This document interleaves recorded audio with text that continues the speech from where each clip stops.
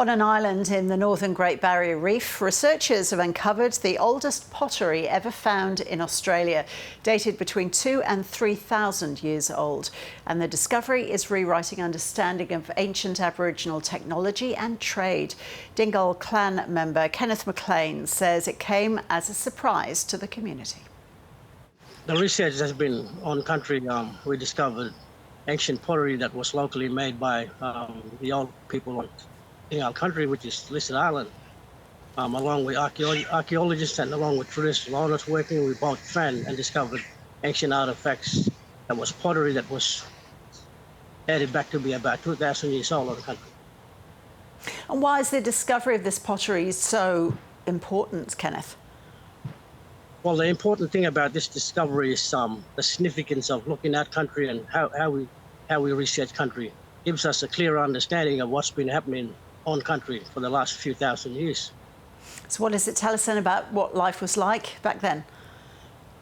Yeah, it gives us a clear understanding of how the old people were trading and their day-to-day tools and their hunting methods, hunting-gathering methods, and these potteries were a part of their movement of trading and with other neighbouring clan groups.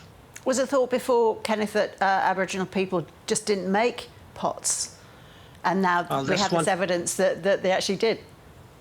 Yep, well, that's one thing that I've never been talked about much through all of my people throughout the country of Australia is how ancient and how old is their sacred sites. And most of the sacred sites, we don't allow much archaeologists in there. So allowing archaeologists to conduct research in collaboration with traditional owners, we discover these ancient artifacts, and that helps us understand history a lot more.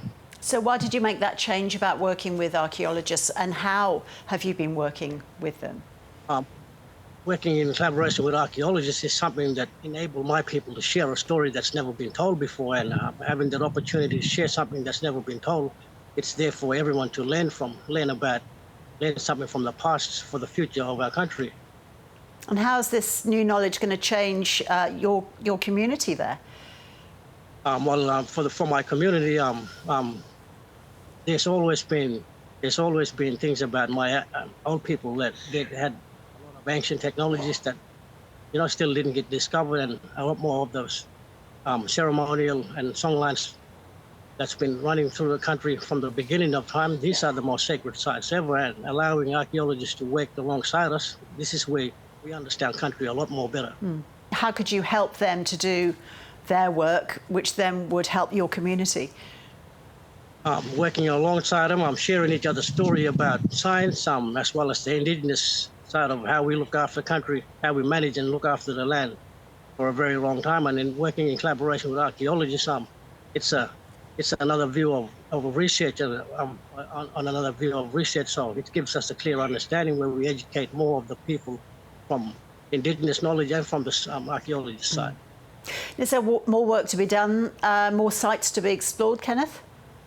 Yeah, there's Yikuru is one of the most densely packed places with stone arraignments as well on country, and there's a lot of things on Yikuru that's still yet to be found, and I would love to see this research keep going and see other communities be involved in researches like this. Kenneth McLean, really good to talk to you. Thank you. Thank you very much.